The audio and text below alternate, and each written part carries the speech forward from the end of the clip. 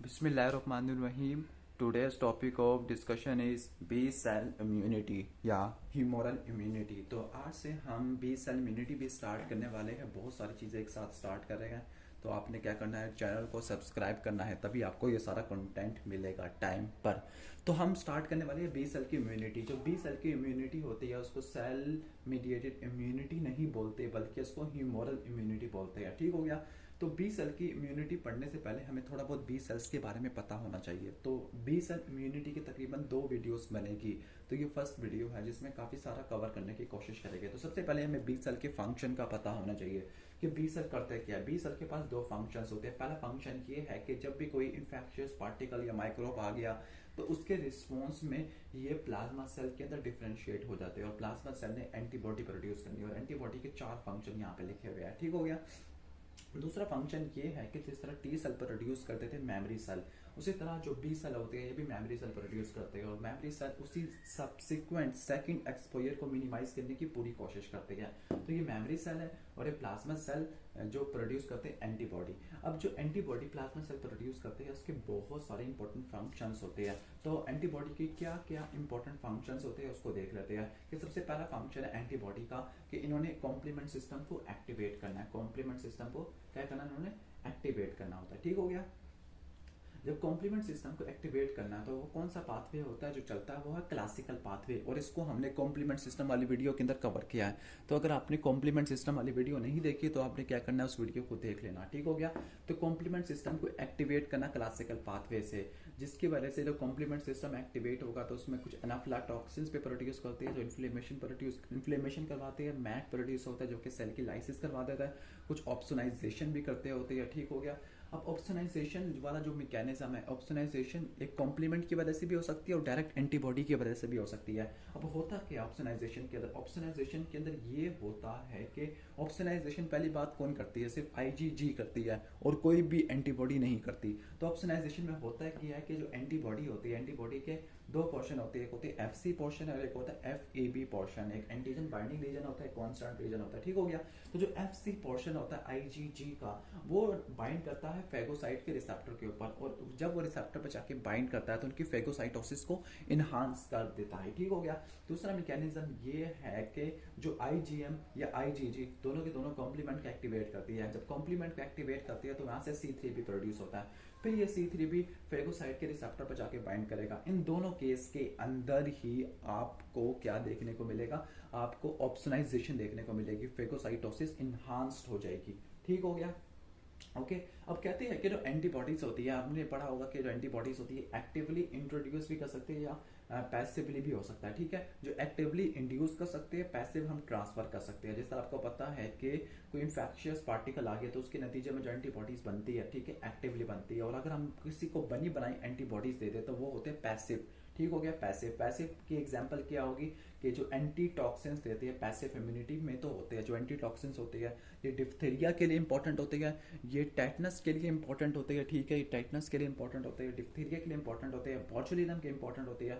और ये वाले वायरस की ग्रोथ को भी इनहिबिट कर सकते हैं, जिस तरह रेबीज वायरस होता है, hepatitis A virus, hepatitis B virus. ठीक हो गया। तो ये हमने थोड़ा बहुत देख लिया।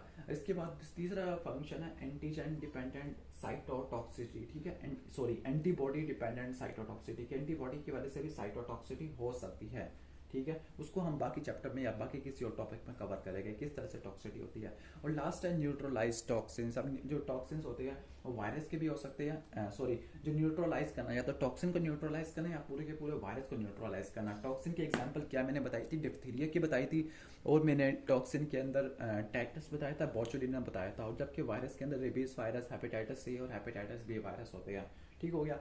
अब कहते हैं कि जो एंटीबॉडीज होती है, एंटीबॉडीज क्या है, जिसका दूसरा नाम इम्यूनोग्लोबुलिन्स होता है, तो ये प्रोटीन है।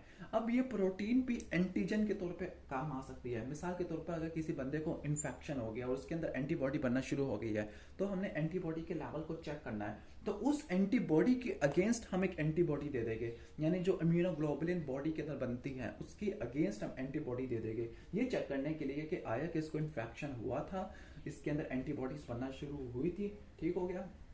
जिस तरह HIV के अंदर हम सेल्फ HIV के अंदर एंटीबॉडीज को सेंस करते हैं, या कभी कभार ऑटो इम्यून डिसऑर्डर हो जाता है, हमारी बॉडी के अगेंस्ट एंटीबॉडी बनना शुरू हो जाती है। तो उस केस में भी एंटीबॉडी को हमने डिटेक्ट करना होता है, तो हम एंटीबॉडी थेरापी करते हैं। अब इसी के बेस के ऊपर हमने एंटीबॉडी को दो में डिवाइड कर दिया, ठीक हो गया, कि एंटीबॉडी जो हमने सिंथेटिक बनाई थी वो हमारी नेचुरल एंटीबॉडीज के डिफरेंट पोर्शन पर जाके बाइंड करती होती है। तो इसी एफिनिटी को यूज करते हुए हमने एंटीबॉडीज को, मेन हमारी बॉडी वाली एंटीबॉडीज को दो में डिवाइड कर दिया। एक है आइसोटाइप, एक है एलोटाइप, ठीक है, आइसोटाइप और एलोटाइप। तो आइसोटाइप और एलोटाइप में बेसिक डिफरेंस क्या होता है कि एलोटाइप का मतलब क्या होता है कि आपको पता है कि एंटीबॉडी के अंदर हैवी चेन और लाइट चेन होती है, उनके अंदर पॉलीमॉर्फिज्म होती है, उनके जो जीन्स होते हैं ना लाइट चेन और हैवी चेन के, उनके अंदर पॉलीमॉर्फिज्म वेरिएशन आना शुरू हो जाती है, ठीक है, वेरिएशन आना शुरू हो जाती है, जिसकी वजह से अगर आप ये इंडिविजुअल ले, सपोज ये दो इंडिविजुअल है, रेड वाला और एक ब्लैक वाला, तो रेड वाले के अंदर जो हैवी चेन होगी उसके अमाइनो एसिड सब्स्टिट्यूशन या अमाइनो एसिड अरेंजमेंट थोड़ी सी डिफरेंट होगी। जबकि आइसोटाइप का क्या मतलब है, ओवरऑल पूरी की पूरी एंटीबॉडी ये, ठीक हो गया। आपको पता है कि एंटीबॉडी 5 टाइप की होती है, IgM-ADE, ठीक हो गया, ठीक है। तो ये तो इंडिविजुअल एंटीबॉडीज होती है ना, उनको क्या बोलते हैं, आइसोटाइप बोलते हैं। इंडिविजुअल एंटीबॉडीज को क्या बोलते हैं, आइसोटाइप बोलते हैं, जिन एंटीबॉडी के FC पोर्शन में डिफरेंस आता है, ठीक हो गया। तो आपको समझ आ गया होगा कि अगर किसी भी ओवरऑल गिवन एंटीबॉडी के भी हैवी या लाइट चेन की बात करें इंडिविजुअली, तो हम एलोटाइप की बात कर रहे हैं, और अगर हम पांचों एंटीबॉडी को इंडिविजुअली डिफरेंशिएट करें तो वो आइसोटाइप की बात कर रहे हैं।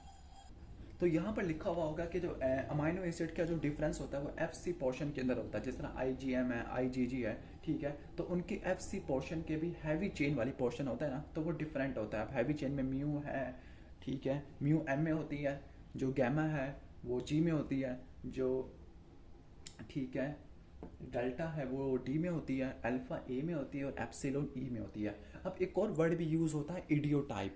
इडियोटाइप का क्या मतलब है, पहले मैं तीनों को बता देता हूँ। आइसोटाइप का क्या मतलब है, आइसोटाइप में आपको एंटीबॉडी के डिफरेंट हैवी चेन्स देखने को मिलेगी। हैवी चेन में क्या होगा, डिफरेंस होगा, ठीक हो गया, क्योंकि FC पोर्शन का ही हैवी चेन्स होती है। हैवी चेन 5 टाइप की होती है, और ये आइसोटाइप रिप्रेजेंट करता है किसी भी एंटीबॉडी की क्लास को। इसके बाद एलोटाइप क्या है, एलोटाइप क्या होता है, एलोटाइप का मतलब है कि एक एंटीबॉडी को पकड़ना है, ठीक है, जिनके कांस्टेंट रीजन तो क्या होंगे, ऑलमोस्ट सेम हो गए, लेकिन थोड़ा बहुत क्या होगा, माइनर डिफेक्ट होगा, ठीक है, ठीक है, माइनर डिफेक्ट होगा। इनकी लाइट चेन और हैवी चेन को इनकोड करने वाले जीन में पॉलीमॉर्फिज्म होती है। इसका मतलब क्या हुआ, डिफरेंट इंडिविजुअल के अंदर डिफरेंट एलोटाइप्स होते हैं।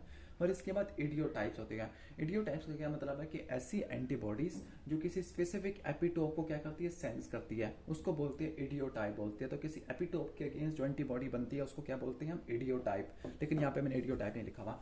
इसके बाद हम नेक्स्ट चले जाते हैं, उम्मीद है कि आपको समझ आ गया होगा। इसके बाद चलते हैं हम एंटीबॉडीज। एंटीबॉडीज आपको पता है कि 5 टाइप की होती है, IgG-M-A-D-E। तो हम सबसे लास्ट से भी लास्ट स्टार्ट करते हैं। तो सबसे पहले IgE। तो IgE क्या, पहली बात, IgE मोनोमर है, और सबसे ज्यादा कम यही एंटीबॉडी होती है IgM। तो ये मोनोमर की फॉर्म में है, मतलब आपको सिंगल एक Y देखने को मिलेगा।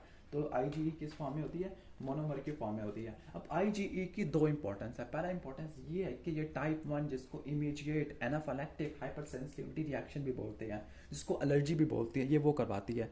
और दूसरा इसका ये है कि ये हेलमिंथीज इन्फेक्शन के अंदर भी आ जाती है, ठीक है, हेलमिंथीज इन्फेक्शन के अंदर इम्यूनिटी प्रोवाइड करती है, ठीक हो गया। सबसे पहले हम इमीडिएट हाइपर सेंसिटिविटी रिएक्शन को पढ़ लेते हैं। तो इमीडिएट हाइपर सेंसिटिविटी रिएक्शन इस वजह से होता है कि सबसे पहले IgE का FC पोर्शन होता है। तो ये FC पोर्शन मास्ट सेल के FC रिसेप्टर पर जाके बाइंड करता है। टिश्यू के अंदर मास्ट सेल्स होती है और ब्लड के अंदर बेसोफिल्स होते हैं। जैसे ही IG बाइंड करता है ना, ठीक है, तो ये वाला क्या करता है, ये रिसेप्टर के तौर पे काम करता है। जो IgE है वो रिसेप्टर के तौर पे काम करेगा, किसके लिए, एंटीजन के लिए। अब दोबारा से वही एंटीजन आ गया तो एंटीजन एंटीबॉडी रिएक्शन होगा, और ठीक है, जैसे ही एंटीजन एंटीबॉडी रिएक्शन होगा तो बेसोफिल और मास्ट सेल से मीडिएटर्स रिलीज हो गए, ठीक हो गया।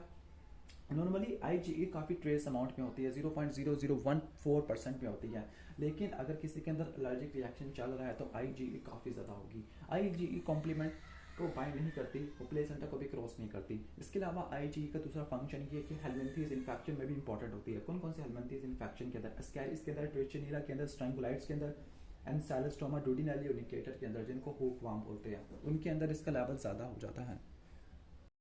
चूंकि पैरासाइट का साइज इतना बड़ा होता है कि ये निकल ही नहीं सकते, फैगोसाइटोसिस कर ही नहीं सकते, तो IgE करती क्या, आईजी इयोजिनोफिल के ऊपर एफसी रिसेप्टर्स होते हैं, वहाँ पे जाके बाइंड कर लेती है और वो उनको स्टिमुलेट करवा देती है, इयोजिनोफिल के ग्रैन्यूल को रिलीज करवा देती है, और असल में ये एंटीजन डिपेंडेंट सेलुलर टॉक्सिसिटी को बढ़ा देती है, कि ये सेल की टॉक्सिसिटी को बढ़ाती है जब एंटीबॉडी बाइंड करती होती है। ठीक हो गया, तो ये आपको बता दिया आईजीई के बारे में। इसके बाद है आईजीए। आईजीए ये भी मोनोमर या डाइमर, ये दोनों के फॉर्म में हो सकती है। ठीक हो गया, और ये सिक्रेशन के अंदर मौजूद होती है। जिस तरह आपको पता है कि कोलेस्ट्रम के अंदर, सलाइवा के अंदर, टीयर्स के अंदर, रेस्पिरेटरी, इंटेस्टिनल और जेनिटल ट्रैक्ट के म्यूकोजल सिक्रेशन के अंदर, वहाँ पे इसका मेन फंक्शन ये है कि माइक्रो ऑर्गेनिज्म को म्यूकस मेम्ब्रेन पे अटैच नहीं होने देना। तो ये मोनोमर की फॉर्म में भी हो सकती है, डाइमर की फॉर्म में भी हो सकती है।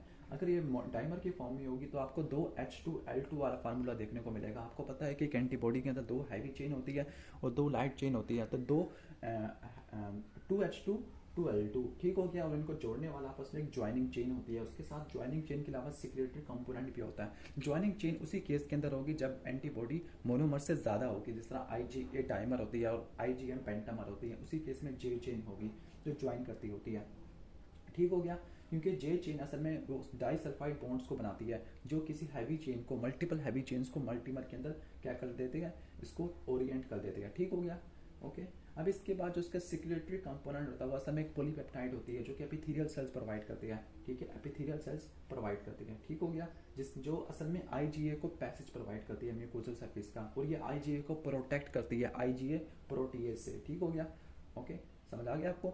इसके बाद नेक्स्ट है आईजीडी। आईजीडी का वैसे कोई इतना ज़्यादा फंक्शन नहीं पता, लेकिन आईजीडी बीसीआर के ऊपर होती है, बी सेल रिसेप्टर। जो बी सेल के ऊपर सरफेस के ऊपर रिसेप्टर्स होते हैं, एक ये होते हैं और दूसरा मोनोमर आईजीएम होता है। आईजीएम क्या होता है? आईजीएम नॉर्मली सीरम के अंदर ये पेंटामर की फॉर्म में होता है, लेकिन ये जब बी सेल के ऊपर पड़ा हुआ होता है तो ये मोनोमर की फॉर्म में होता है। ओके, और ये किसी भी प्राइमरी रिस्पॉन्स के अंदर इन्वॉल्व होता है। चूंकि ये पेंटामर है तो उसके पास 10 एंटीजन बाइंडिंग साइट होती है, तो ये सबसे ज़्यादा एफिशिएंट एंटीबॉडी है एग्लूटिनेशन के लिए, कॉम्प्लीमेंट फिक्सेशन के लिए, बैक्टीरिया के अगेंस्ट, वायरसेस के अगेंस्ट। ठीक हो गया, सबसे ज़्यादा इसका रिस्पॉन्स आता होता है। ठीक हो गया, लेकिन ये ऑप्शनाइजेशन नहीं करती होती, ना ही एंटीजन डिपेंडेंट सेलुलर टॉक्सिसिटी काज करवाती है, लेकिन ये कॉम्प्लीमेंट को फिक्स कर सकती होती है। ठीक है, क्योंकि इसका जो एफसी पोर्शन होता है वो जाके बाइंड करता होता है, किस पे जाके बाइंड करता होता है, ओके, वो असल में स्टिमुलेट करवाता है कॉम्प्लीमेंट को, C3b को। C3b आगे जाके काम करती है। इसके बाद नेक्स्ट है, शुरू में IgM है। तो जो IgM है डाइवैलेंट है, इसका मतलब ये नहीं कि ये मल्टीवैलेंट या डाइवैलेंट का मतलब इसके बाद 2 एंटीजन बाइंडिंग साइट होती है।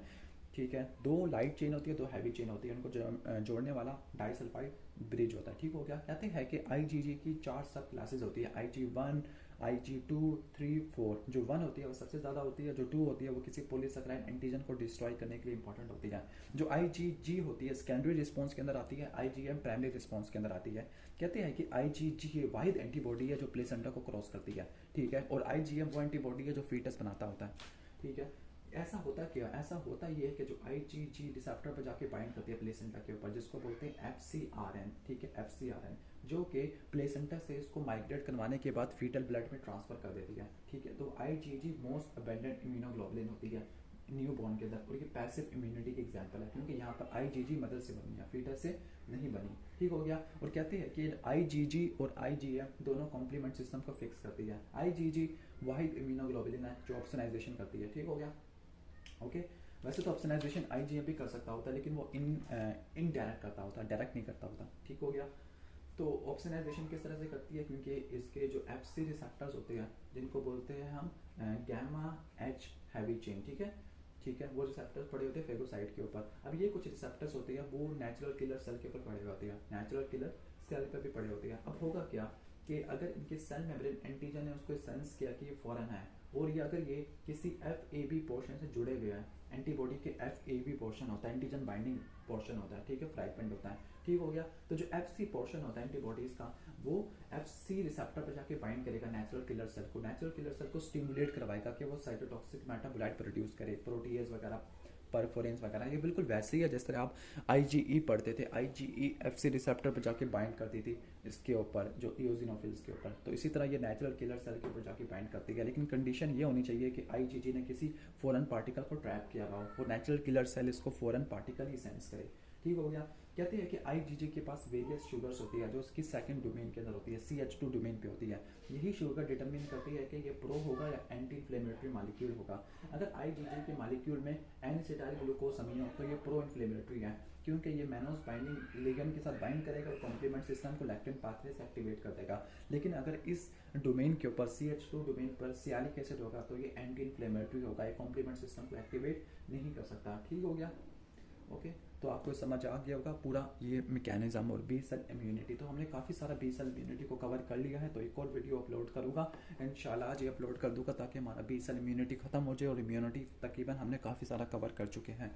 तो अगर वीडियो अच्छी लगी हो तो प्लीज़ हाथ जोड़ के कहता हूँ लाइक कर देना और चैनल को सब्सक्राइब कर देना। Thanks for watching this video. अल्लाह हाफिज़।